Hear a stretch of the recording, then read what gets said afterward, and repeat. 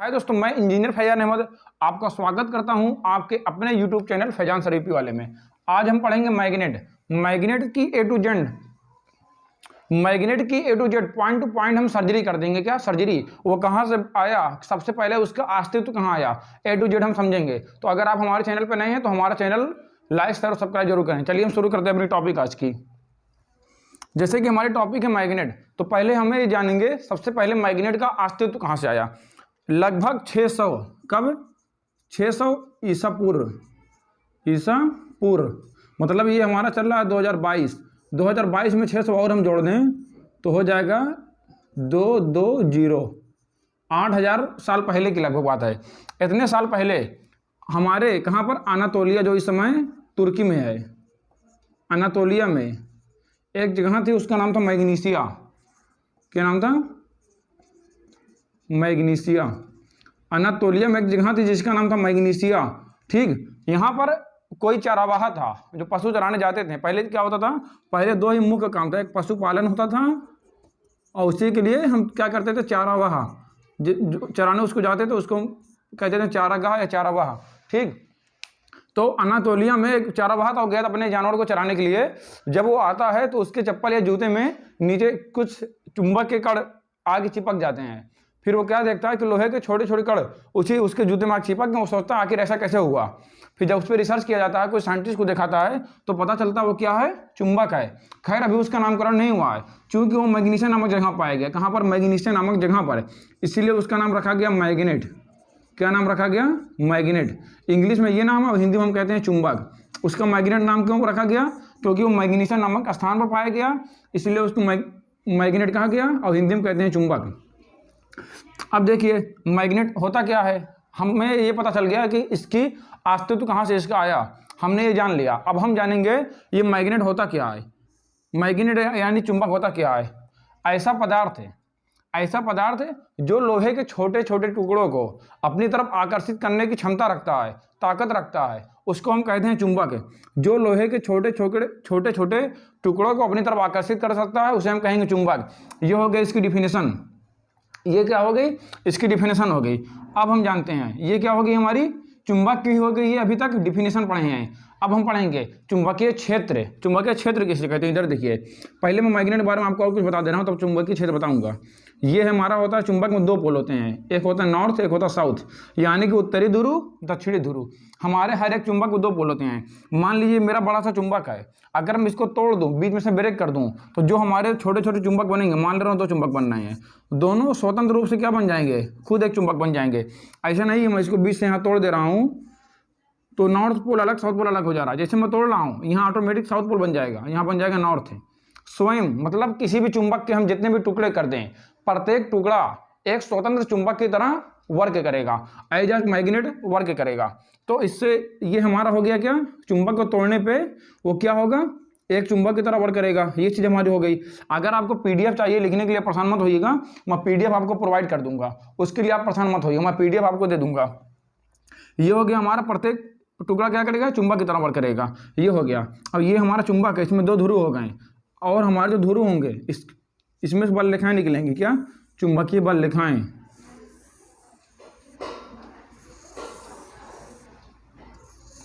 इसमें से बल रेखाएं निकलेंगी, मतलब ये क्या होती हैं, काल्पनिक होती है। हम ये क्या होती हैं, काल्पनिक होती हैं, रियल नहीं होती हैं, काल्पनिक होती है। इसको हम एज्यूम करते हैं, ये एक्चुअल में नहीं होती है, बस होती हैं।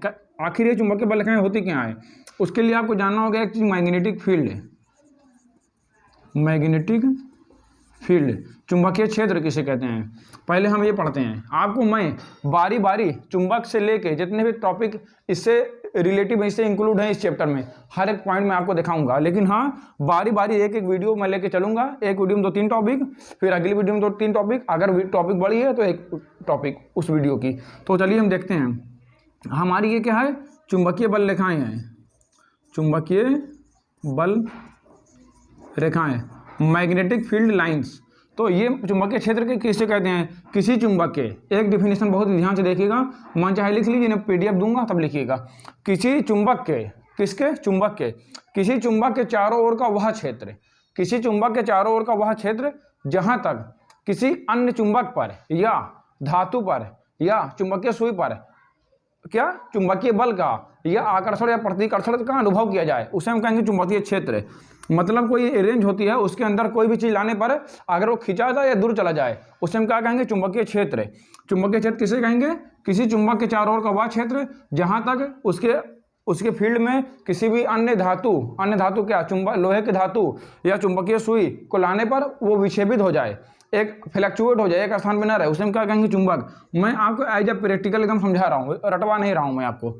मतलब मान ले रहा हूँ ये चुंबक मेरा है, इसकी बल रेखाएं यहाँ तक हैं, अब मैं यहाँ कोई लोहे की धातु ले आ रहा हूँ तो यहाँ बल रेखाएं इससे कटेंगी, इसको तरफ अपनी तरफ खींच लेंगी।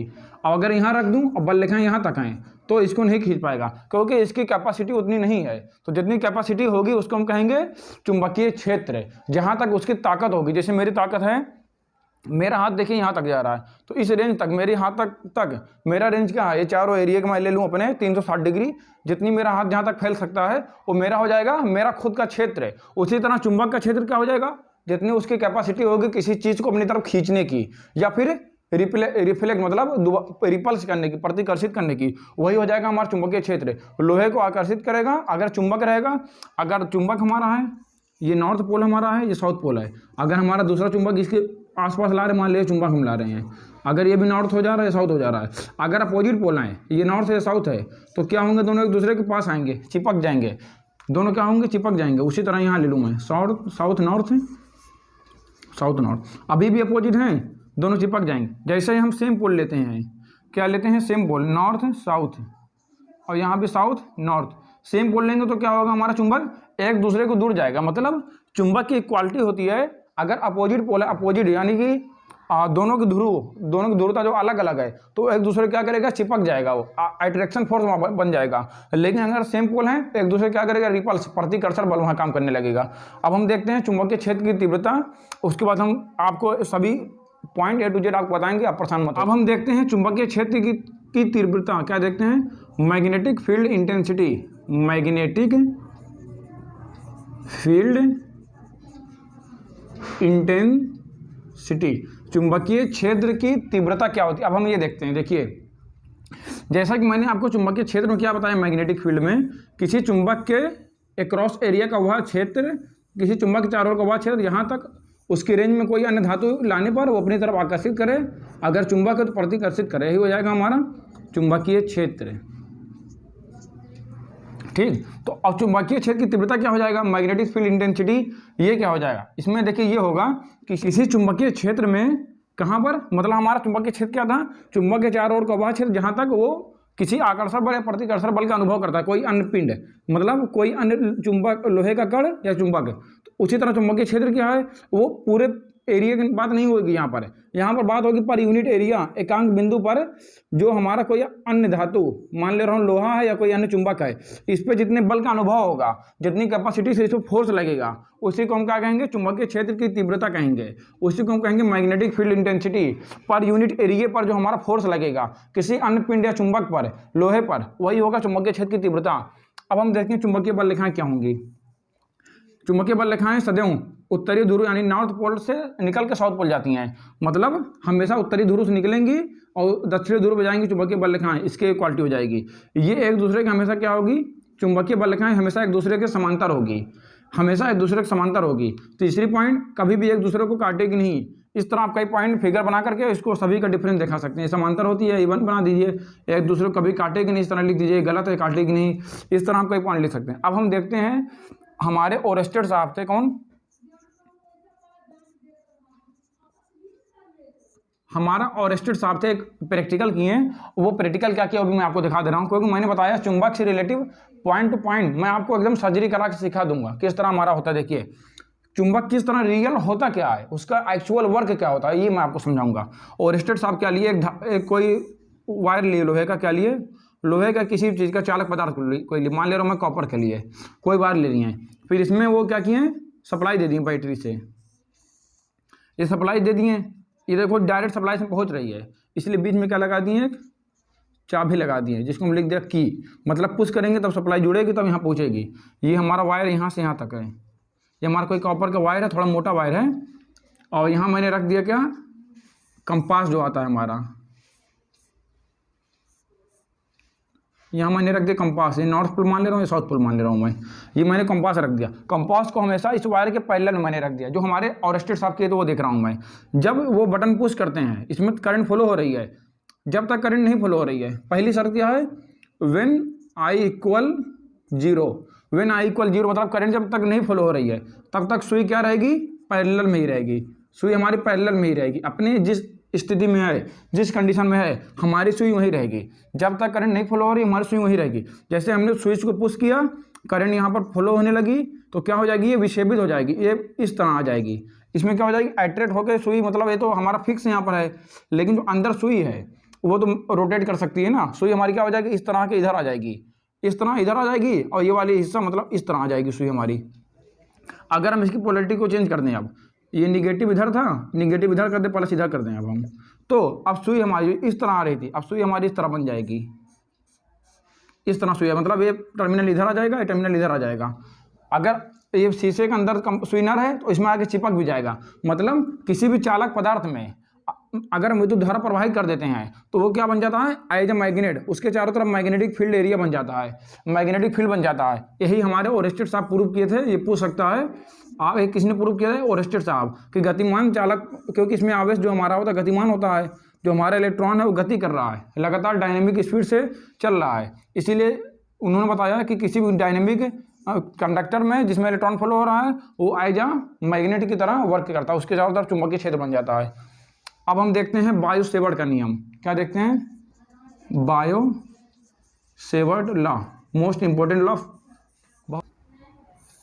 अब हम क्या देखते हैं, बायो सेवर्ट लॉ हमारा क्या होता है। देखिए पहले हम ले रहे हैं कोई चालक पदार्थ, क्या ले लिया मैंने, कोई चालक पदार्थ ले लिया, इसमें आई करंट हमारी फ्लो हो रही है, इसके किसी एक बिंदु पर डेल एल एरिया, मतलब छोटे एरिया पर, मैं पूरे एरिया की बात नहीं करूंगा। जैसे कि मेरे बोर्ड की लंबाई अगर मान ले रहा हूँ, इसमें ईंटें लगे हुए हैं, 50 ईंटें हैं, अगर मैं एक ईंटे की नाप लेके 50 मल्टीप्लाई कर दूँ, हमारे पूरी लंबाई पता चल जाएगी। उसी तरह यहाँ हमने पर यूनिट एरिया एक बिंदु के लिए को उसका इंटीग्रेशन कर देते हैं, हमारा पूरा निकल आता है, हमारा इंटीग्रेशन में होता है, लिमिट लगते हैं। खैर अभी लिमिट यहाँ का काम नहीं है, हम यहाँ नहीं देख रहे हैं। तो यहाँ पर यूनिट एरिया पर मान ले रहा हूँ, यहाँ पर यहाँ कोई बिंदु है जिसको मैं बिंदु मान ले रहा हूँ P।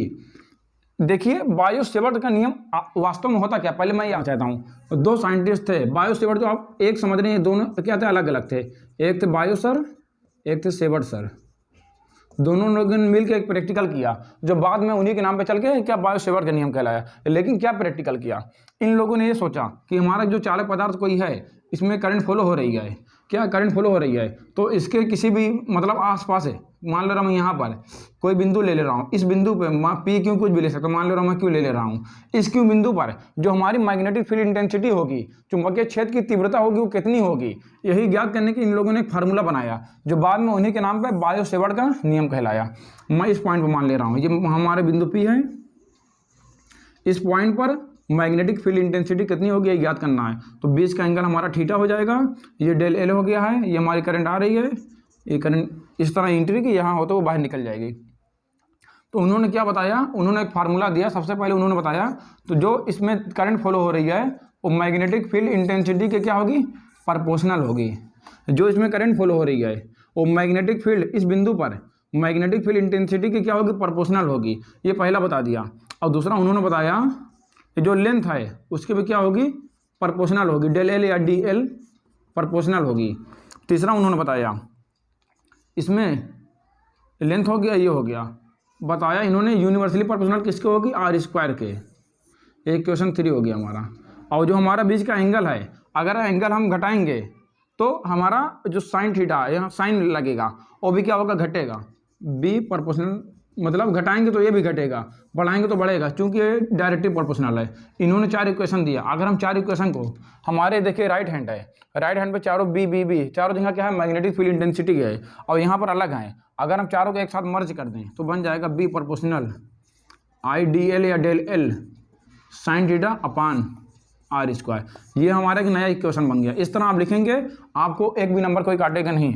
तो हम अगर प्रोपोर्शनल यहाँ से हटाना चाहें तो यहाँ हो जाएगा mu 0 upon 4 pi into I D L sine theta upon are square. इस तरह लिखने के बाद अब हमें सब लिखना होगा नंबर पाने के लिए। अगर कंपटीशन लाइन में है तो फार्मूला याद करके इससे न्यूमेरिकल आएंगे। क्या आएंगे? न्यूमेरिकल। कभी कभी फार्मूला भी कंपटीशन पूछ लेता है, ये किस नियम का फार्मूला है, या बायो-सेवर्ट नियम का फार्मूला क्या होता है, तो आपको याद होना चाहिए। वेयर, जहाँ पर हमारा बी क्या है, magnetic field intensity, B magnetic field intensity हो जाएगा। म्यू जीरो परमिटिविटी और आई इलेक्ट्रिकल, आई हो जाएगा इलेक्ट्रिकल करंट, डीएल हो जाएगा लेंथ, क्या हो जाएगा लेंथ, लेकिन स्मॉल लेंथ ऑफ कंडक्टर, और थीटा हो जाएगा बीच का एंगल हो जाएगा हमारा, और आर हो जाएगा रेडियस, आर क्या हो गया रेडियस। इस तरह इतने पैरामीटर हमारे याद होने चाहिए। मतलब जो हमारे फार्मूले में जो पैरामीटर यूज हो रहे हैं वो हमको पता होना चाहिए ये होता क्या है, तभी हम न्यूमेरिकल सॉल्व कर पाएंगे। और अगर नंबर में लिखने के लिए आ रहा है बायो-सेवर्ट नियम होता क्या है, तो इस तरह लिख दीजिए और इस तरफ ये इंक्लूड कर दीजिए उसी में। आपको अगर 10 नंबर का 10 में मिलेगा, जितने में नंबर का उतना पूरा मिलेगा फिगर बना के। अब लेकिन आपको और लाइन बढ़ानी, तो इसके लिए देखिए बी है, ये आई है, बी है मैग्नेटिक फील्ड इंटेंसिटी यानी कि चुंबकीय क्षेत्र की तीव्रता, आई है धारा। मतलब अगर चालक पदार्थ में हम धारक मान बढ़ाएंगे तो ये बढ़ेगा, धारक मान घटाएंगे तो ये घटेगा। प्रोपोर्शनल मतलब क्या होता है, इसको बढ़ाएंगे तो ये बढ़ेगा, इसको घटाएंगे ये घटेगा। उसी तरह सेम लंबाई बढ़ाएंगे ये बढ़ेगा, लंबाई घटाएंगे घटेगा। रेडियस अगर यूनिवर्सली प्रोपोर्शनल हो जाए यानी कि व्युत्क्रमानुपाती या विलोमानुपाती, तो अगर हम त्रिज्या बढ़ाएंगे तो बी घटेगा, त्रिज्या घटाएंगे तो बी बढ़ेगा। इसको इस तरह भी आप लाइन बढ़ा सकते हैं, हम बी बढ़ाएंगे तो आई बढ़ेगा, बी घटाएंगे तो आई घटेगा। नंबर पाने के लिए काफ़ी अच्छा मैटर ये है। और सेम वही, ये भी सेम इसी तरह रहेगा। और ये क्या हो जाएगा, बी बढ़ाएंगे तो आर घटेगा, बी घटाएंगे तो आर बढ़ेगा। और यहाँ भी सेम है, डायरेक्टली प्रोपोर्शनल मतलब बढ़ाएंगे तो बढ़ेगा, घटाएंगे तो घटेगा। यूनिवर्सली में सेम उसका अपोजिट हो जाएगा। इस तरह दोस्तों आप काफ़ी अच्छा नंबर पा सकते हैं मेरे इस तरह मेथड को यूज़ करके। तो दोस्तों हम मिलते हैं आपसे अगली वीडियो के साथ। ऐसे वीडियो देखने के लिए हमारे यूट्यूब चैनल फैजान शरीफी वाले ज़्यादा से ज़्यादा लाइक शेयर और सब्सक्राइब करें। मिलते हैं अगली वीडियो में। जय हिंद।